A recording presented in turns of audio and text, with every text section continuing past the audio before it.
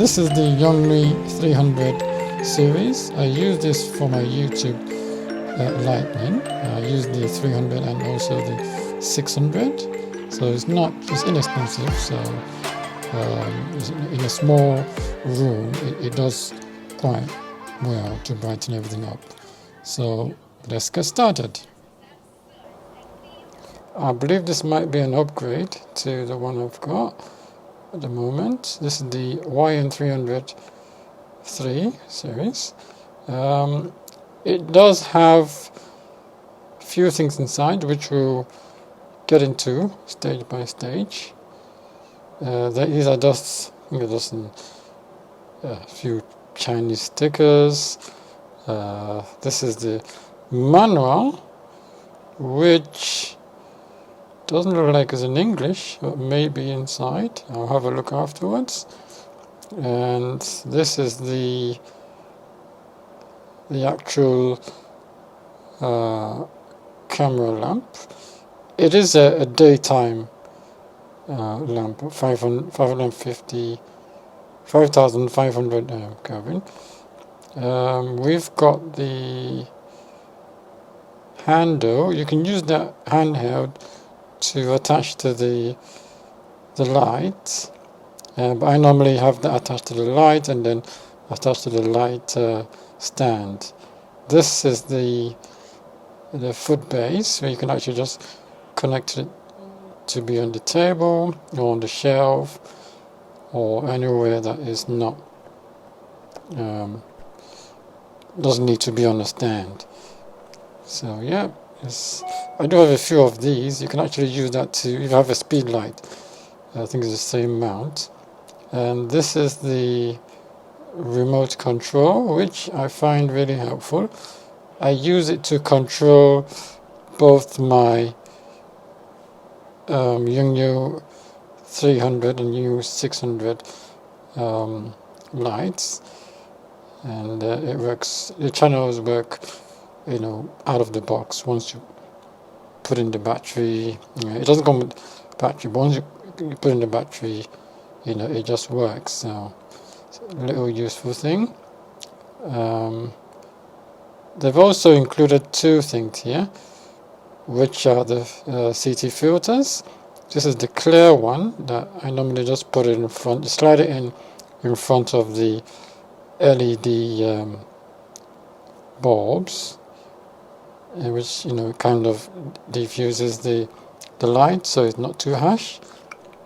This is the one that you can put if you want it kind of like a warm feel, like a yellowish warm feel, but I hardly use it because I just like the daytime brighter look, so that's why I use that. So let's put the box aside and let's see the lamp. The lamp is quite small, smaller than the 600 obviously, but it's it is portable. This one uses only one Sony NP-F battery. The bigger one uses two. I find out that they die quickly and they charge like almost a day, so I actually had to get a 12 volt 2 amp mains adapter to power it. It's got 300 LEDs there, 5,500 Kelvin, which is very bright. So it's best when you power it by the mains, not using the battery, because the battery does die out and it can actually disappoint you if you're relying on just the battery. There you go, that's the Sony NP-F battery. Later on I'll show you the mains that I use to power it up, which I do prefer. It's quite bright, as you see. You press the knob to put it on, and then you turn it left or right to control the brightness. Let's put that on. Okay, so you won't be able to see how bright it is here, but once you're in a dark place, you'll be able to see how it is. You turn that, and 100 is obviously the brightest. 50 is midway. 0 is, when there's no more light.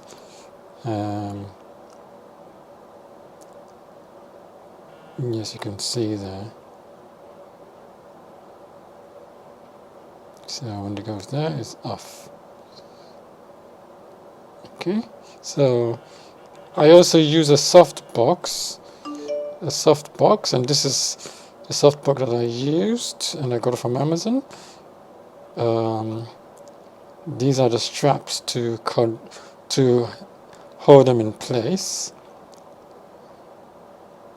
I find them quite useful because it makes the light very soft, rather than being just, harsh with the one that they provide. It still makes it harsh, but this one makes it very, very soft, and it's easy to just fix, as you can see. Put it, and then you just hold it in place.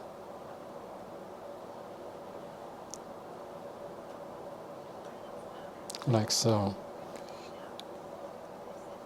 And on the sides are the magnetic clips, which you can just pull it out and it snaps into place. The magnet, quite fiddly, but it still works anyway. Not all the 4 corners. So yeah, the last one.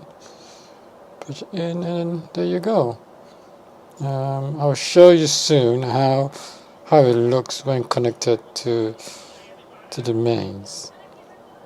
And next is the battery, and then the mains. So that's the battery. You can use one of them. I bought 2, so you can use just one of them. And when one dies out, you put the other one. This is the mains. You know what to do? Subscribe, comment below, and click on the bell so that you will know when we've got new videos. Thank you. Thanks for having me. Bye.